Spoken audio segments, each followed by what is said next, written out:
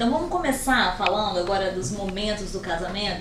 Vamos lá. Chegou o grande dia, o momento tão esperado, né? Por todas as noivas, os noivos.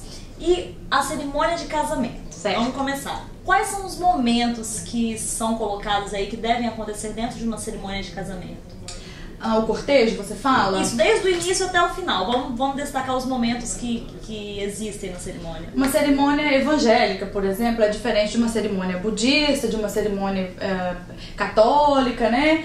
São tipos de cerimônias diferentes. Então é importante que a noiva passe primeiramente qual é o tipo de cerimônia ela quer, né? Então, normalmente as cerimônias que mais acontecem são as católicas, né? Aqui no estado, as que mais acontecem, porém as evangélicas também estão crescendo muito. Então, o cortejo de entrada, que sempre acontece, independente da, né? A não ser no caso de algumas religiões em que o cortejo muda um pouco. Algumas religiões a noiva entra com o noivo, outras os padrinhos, o americano é assim, né? Os padrinhos não entram, eles já se posicionam no altar. Então vai depender do que a noiva quer seguir, do que a noiva quer tá fazendo pro casamento dela. Então o cortejo de entrada, depois nós temos a palavra, né, do celebrante, a entrada das alianças, os cumprimentos, assinaturas e a saída do cortejo. É básico. As entradas vai depender do que a noiva e o noivo vão querer. Não existe uma regra básica, assim, uma regra padrão. Tem que ser dessa forma, tem que ser, né? A entrada deve ser com a pessoa dessa posição, da outra posição. Existe cultura no nosso estado onde a gente segue que as posições das mulheres são a noiva entra à direita, os padrinhos da noiva sentam à esquerda, tal. Então assim, a gente segue, né, um cortejo de entrada onde a nossa cultura segue esse cortejo. Entendi. E vamos falar sobre a questão das crianças. Existe um número certo, assim, para crianças, para damas e pajens, se a gente pode falar assim? Ou a noiva pode colocar 10, ou 5, ou 2, dependendo do seu gosto? Como que isso é avaliado? Bem, antes do cortejo, de estruturar esse cortejo, as entradas, fechamento de porta, bolinha de sabão, tudo que deve ser entrado no cortejo, primeiro a gente tem que olhar, levar em consideração, claro, que a noiva sonha. Depois a gente tem que olhar o que a igreja permite. Muitas igrejas proíbem, né? Exatamente. Muitas igrejas proíbem, inclusive, crianças depois da entrada da noiva. Então essas crianças, esse número é determinado pela igreja. Outras não. Então a noiva tem que saber onde ela vai casar, o que a igreja permite e aliar ao sonho dela. Algumas noivas têm preferido casar num cerimonial, casar num local, num sítio, num local aberto, porque aí esse cortejo vai ser livre. Ela escolhendo o celebrante, né? Escolhendo as pessoas para participar do cortejo. Isso aí ela pode ficar à vontade. Mas eu indico que as crianças não sejam muito pequenas, porque dão trabalho. Pode entrar... Pequenos, você fala que idade? 2 anos, 3 anos, é muito pequeno. A criança não tem noção do que ela tá fazendo. E vocês vão te convir comigo, né? Criança não pediu pra ser dama. Criança não sabe. Ela olha aquele monte de pano apertando, vestido, e tem que sentar e levantar, e tem que ficar ali nos degraus do altar, olha, todo mundo prestando atenção, e ela não quer ficar ali inquieta, né? E às vezes até no ensaio ela vai direitinho, mas não tem ninguém olhando. E na hora que entra na igreja é diferente, né? Tá todo mundo olhando pra ela, ela é envergonhada, aí a gente tem que subornar a criança, dar um pirulito, dar alguma coisa. Então é muito importante isso, que a noiva não escolha a criança muito pequena. Faça um ensaio com essas crianças, porque no ensaio pode ser que ela no ensaio vá e no dia não vá, mas você já começa a sentir, porque a criança mais tímida, no ensaio mesmo ela já começa a chorar, ela já corre em volta, né, do ensaio, mas ali mesmo ela não fica, e a gente já vai observando, né? Importante também fazer amizade com a mãe, ou com o pai, ou com uma avó, alguém que vai tomar conta dessa criança. Não adianta, a mãe dessa criança, a madrinha, vai estar lá na frente, né? E a criança está solta aqui atrás, porque a cerimonialista não vai dar conta. A criança não conhece a cerimonialista, não confia nela. Então é importante ter sempre um familiar ali Com acompanhando, certeza. até na hora da entrada também, para dar uma força ali Sim. para a criança entrar, né? Em alguns casos, se a mãe é madrinha, eu até combino com a mãe, chama a criança lá da frente, porque ela olha a mãe chamando e ela sai correndo.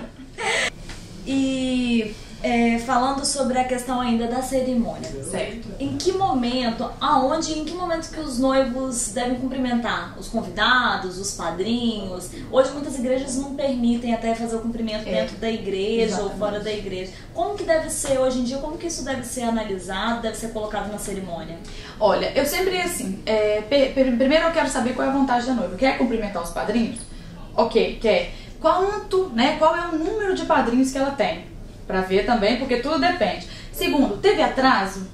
Por quê? Se ela tiver 18 casais de padrinhos, como nós falamos anteriormente, já teve um atraso de meia hora, com certeza o celebrante vai pular algumas coisas, não vai ter tempo desse cumprimento, e aí a gente não vai poder, porque as igrejas hoje não fazem só um casamento por sábado, né, por dia. Tem 7, 8, 9, vários casamentos, depende da igreja. Então isso tudo tem que ser também combinado com o padre, combinado com o celebrante, com o pastor, quem estiver à frente. Então, quando a noiva não tem recepção, eu oriento que ela cumprimente ali pelo menos os padrinhos, os pais, faça aquela foto no altar. Quando ela tem recepção, eles já podem sair e na recepção faça o cumprimento dos padrinhos. Na hora das fotos, né? Não precisa ser naquele momento. Até porque a gente tem um horário para finalizar. Antigamente existia essa, como que a gente pode dizer, essa tradição de cumprimentar os convidados na saída da igreja. Hoje em dia, isso ainda existe? Existe quando a noiva não tem a recepção. Então, o que eu oriento as minhas noivas, que quando elas não querem, ou quando não quiserem investir na recepção, eu falo que depois do cortejo, depois da celebração, do casamento, ela vai até o final da igreja e simbolicamente entrega um bem casado e vai cumprimentando os convidados. Se tiver aquele momento de foto ali rapidamente, porque ela não fica naquela coisa assim, fui embora, não recebi nada, nem cumprimentei a noiva, né? Porque o convidado espera, sempre o convidado espera algo mais. Sim, e quando tem festa, então deixa pra cumprimentar na festa, porque terá um tempo maior. E aqui no estado, as nossas festas são assim, de 4 horas, né? A base são 4 horas. As noivas costumam contratar mais, mas em 4 horas é muito pouco tempo pra noiva fazer tudo que ela precisa. Né? Então tem que ser tudo muito rápido. Enquanto tira foto, rapidamente cumprimenta os padrinhos. A gente não usa passar nas mesas, né? Quando a noiva quer, pretende, o número de convidados é menor, a gente faz uma logística com que ela faça isso. Mas ela agradece no microfone. Então assim, pelo tempo reduzido de horas, ela tem que curtir a festa, tirar foto, jogar o buquê, né? Cumprimentar os padrinhos. Muitos eventos. É muito detalhe em pouco tempo. Então assim, a gente vê que no Rio, fora do estado, as festas são de 7, 8 horas, por isso elas passam nas mesas, cumprimenta todo mundo, tem bastante tempo para fazer tudo o que ela precisa, né? Então é diferente aqui no nosso estado. E como que a gente poderia dizer, porque hoje em dia o casamento não é só a noiva, né? Não é. É a noiva e o noivo, tem que pensar nisso.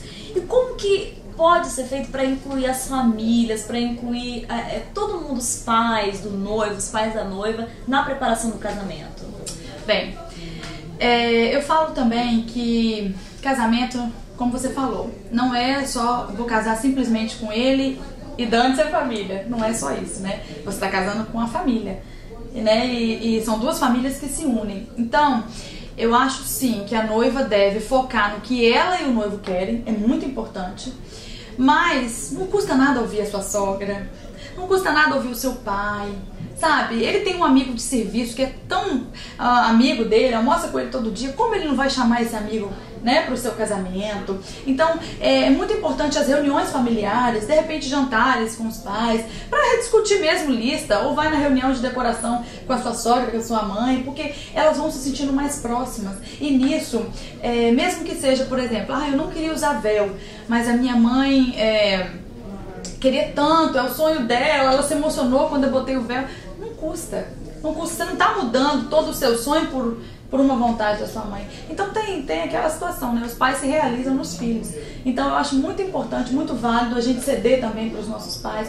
E às vezes também eles estão ajudando, né? Fazendo com que esse sonho se torne real, né? De forma a pagar mesmo essa festa. Eles estão ali ajudando financeiramente. Então o que custa, né? Quando os noivos estão cobrindo todos os gastos, eu até indico com que eles peguem o número de convidados e distribuam. Olha, pai e mãe, vocês têm tantos convidados. Sogra e sogra, vocês têm tantos convidados. Porque participa também, né? Porque hoje as festas, antigamente as festas, quem faziam as festas antigamente, que eram mais festas de interior, né? Que o pai chamava a cidade inteira, o pai da noiva que pagava festa, e o pai do noivo que pagava a casa, né? Ele construía a casa para a família que ia se formar. Era diferente. Hoje não. O casal que trabalha, vai fechando tudo e muitas vezes os pais nem sabem o que está acontecendo. Eu não critico de jeito nenhum. Eu acho que cada caso é caso. Eu só acho que a gente não pode esquecer dos nossos pais, de jeito nenhum.